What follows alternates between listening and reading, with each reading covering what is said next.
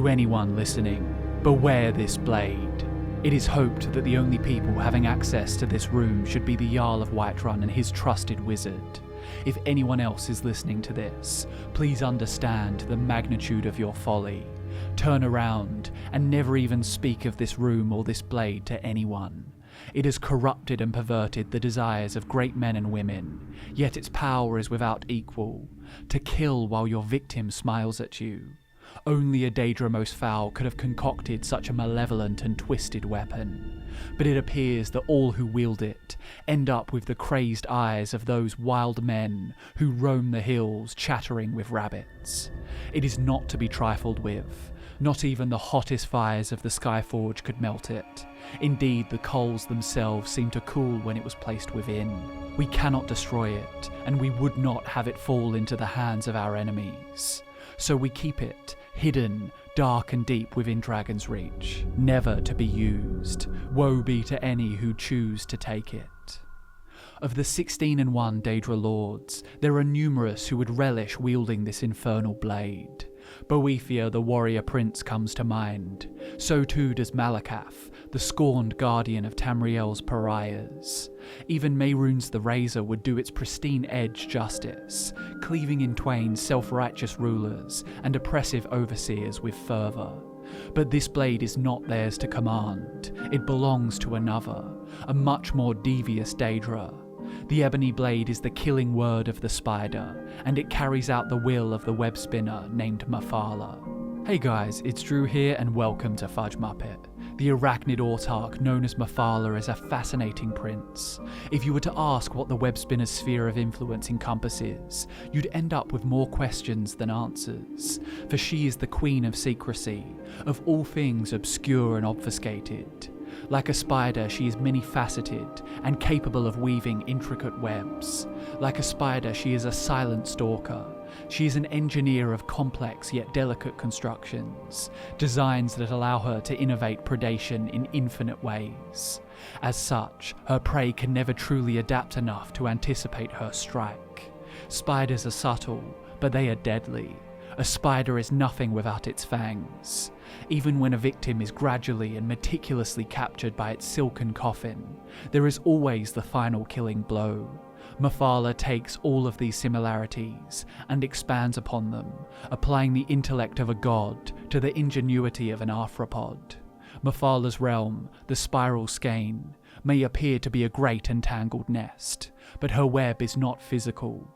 Her web exists in the metaphysical. It spans the universe and exists within the minds of all mortals. With the right guidance, any living thing can help her weave her eternal network. She supervises this process. If you see a spider build a web, you may see her consume imperfect threads of silk. She then recycles those proteins and rebuilds, not resting until her construction is perfect. Spiders may typically be solitary creatures, but Mephala sees the long-term value in cultivating followers and guiding them to aid her in building her great network. As a spider recycles silk, Mephala teaches her acolytes to lie and murder.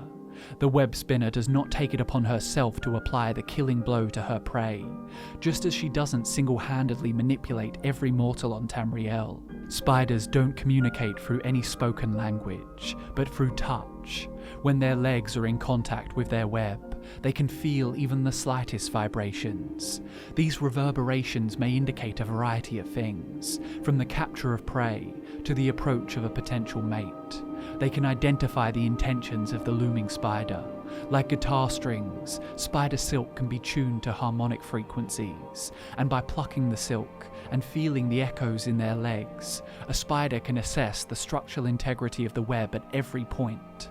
I'm sorry if it seems like I'm digressing and nerding out over spiders here, but I promise this is all relevant. If you apply these physical principles to Mephala's metaphysical network, then the possibilities become limitless. The web spinner's influence is potentially infinite, granting her the ability to be almost omniscient and omnipresent. If she can feel every movement in the web, she can be privy to events occurring simultaneously in every corner of the universe, wherever her network has been able to spread. With this in mind, it's easy to see why some sources claim she is the sibling of Hermaeus Mora, the demon of knowledge. So Mephala is deeply ingrained in the goings-on of mortals, and she revels in death and deceit. But she does not dish out these things personally, for even the web spinner doesn't have that many limbs. This is why she discloses her mysteries to some mortals, like the Chimer, who founded the Morag Tong in her name. Mephala's chosen people are given the understanding of how to lie, coerce, seduce and slay. And the greatest among these people may be fortunate enough to wield her fang, her killing blow, the Ebony Blade. Upon inspection, the Ebony Blade looks exactly like its name suggests, a katana made from ebony, that rare volcanic glass believed to be the crystallized blood of Lorcan.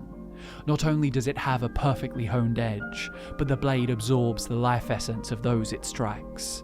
As the warning from the beginning of this video asserts, the power of this artifact is responsible for corrupting and perverting the desires of those who acquire it.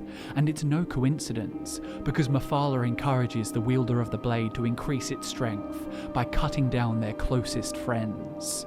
Not random victims, but explicitly those who trust the wielder. It is a tool for deception and betrayal.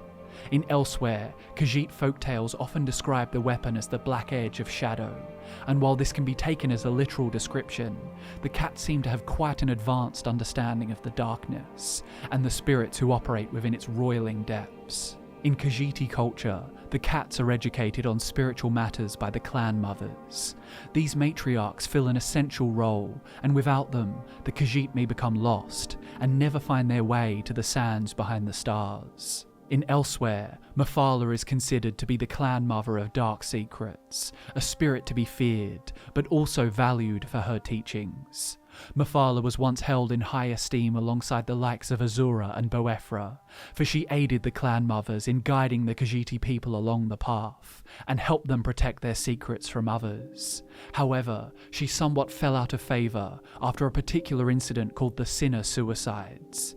In a temple built for the purpose of her worship, a poem can be found that reads, "Praise to she who spins the web, praise to she who weaves the threads, ancient secrets she does keep, she whose machinations creep.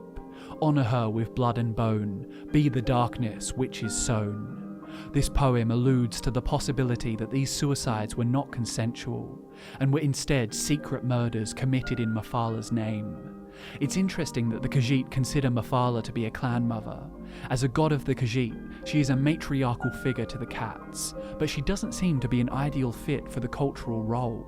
Clan mothers are responsible for disseminating cultural myths, yet Mephala is fond of sowing lies among her flock, where they may flourish and facilitate bloodshed. I guess this all plays into her innate dichotomy. She's the prince of murder, sex and secrets, yet these themes contain subtle aspects and violent ones, assassination and genocide, courtship and orgy, tact and poetic truths. Mephala is understood paradoxically to contain and integrate these contradictory ideas. Mephala's polarity explains why she's the anticipation of Vivec, but we'll talk more about him soon. The web spinner's coupling of subtlety and violence is why the Ebony Blade is sometimes called the killing word of the spider. Lies are words that can deceive and double-cross, even kill, just like a sword, and like her web, Mephala's killing words have a physical aspect and a metaphysical one. Physically, assassination is the violent manifestation of treachery, while a well-told lie or a false myth can have just as great an impact, only subtly. A lie can turn one against another, causing distrust and disdain, perhaps even inciting violence. A fly in a web has not been violently attacked, but it has been manipulated and ensnared by a lurking predator. The spider's fang is then ready to strike. When the Changed Ones left Somerset and settled in the distant northeastern lands of Resdain, the good Daedra taught them how to live. In their cunning ploy to humiliate Trinomac, Boethia and Mephala showed these elves the power of deceit. Boethia wore Trinomac's skin to speak to them, and therefore lied to the gathered masses. And when Boethia confronted the warrior champion of the Oldmer, it is said that Mephala appeared behind him and stabbed him in the back. Trinomac was the paragon of strength, honour and unity, but he was beaten by two scheming princes. This was a crucial lesson for the Chimera, one of many that Mephala would bestow upon her favoured people. With these understandings, the Chimera founded the Morag Tong. As stated in the text titled The Anticipations, Mephala taught the Chimera to evade their enemies or kill them with secret murder. Enemies were numerous on all sides in those days, since the Chimera were insignificant newcomers to Resdayn. Mephala organised the clan systems that eventually became the Great Houses. Later, Mephala created the Morag Tong. They were a small group of Aldmer, following Veloth on his exodus across the mainland, with no real notion of what was in store for them. Where they settled was anything but hospitable, and there were trials all about them. But the good daedra showed them how to overcome these trials, and Mephala gave them names. There is Malak, the test for physical weakness; Molag Bal, the test of blood purity; Sheogorath, the test of mental fortitude; and finally there is Dagon, the test of nature, who embodies fires, earthquakes, floods, and ash storms. No new culture could ever hope to prosper with Nords, Orcs, and Dwarves to contend with. But thanks to Mephala, the Chimera learned how best to organise, how to outwit, and how to eliminate dangers before those dangers could eliminate them.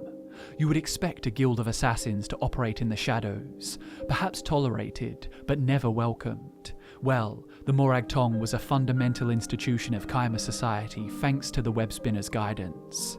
The Tong are primarily focused on political assassinations, though they themselves hold no biases within the guild.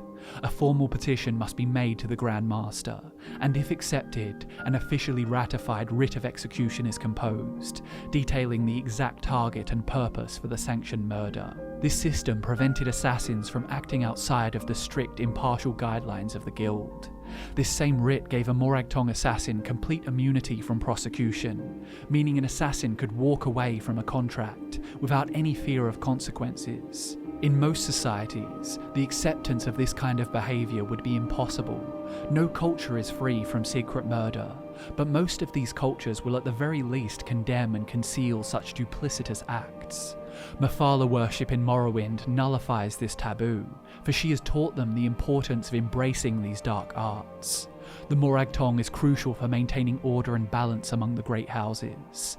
The group was created to curb violence and prevent the always contentious house politics of Morrowind from escalating into full-scale war. It's similar to the idea of prohibition. If you outlaw something, those who adamantly seek to commit the crime will likely find another way of doing it. With a guild of sanctioned assassins, an individual can eliminate a political adversary without turning an entire house against another. It does seem like the presence of the Tong would still lead to conflict, and could even be abused by the wealthiest and most influential of political figures. But the strict impartiality of the guild, as well as their availability to all houses great and small, means that they're an equalising force of neutrality. They are a tool to be utilised but not exploited. Once again, this can be connected back to Mephala and her killing word. The web spinner weaves a complex web of deception, of manipulation through lies, sex and murder. And while it is not always the right tool for every job, the spider needs her fangs. It may just be used for persuasion or intimidation, but sometimes the most expedient play is the lethal one. Vivec is the warrior poet, and Mephala is his anticipation. His right side is the gold of the Chimera. It is the benevolent king, the guardian, the artist. But his left side is the ashen grey of the Dunmer. It is his darkness. It is the ambitious general who betrayed Indoril Nerevar. He is simultaneously a protector and a murderer. The public face of Vivec is benign, sensitive, compassionate, and protective of his followers. At the same time, the Dunmer seem irrationally comfortable with the hidden aspects of Vivec, the darker components of violence, lust, and conspiracy associated with the more primitive and ruthless impulses of his anticipation, Mephala. There is no artifact more perfectly suited to the web spinner than the Ebony Blade, and this name doesn't begin to explain the complexities of the tool. It is the killing word of the spider. It is her deceitful nature made material, honed to a black edge of shadow. And there you have it, guys, Mephala and her killing word. I hope you enjoyed the video. Thanks so much for watching. I've been Drew, this has been FudgeMuppet, and I'll see you in the next one.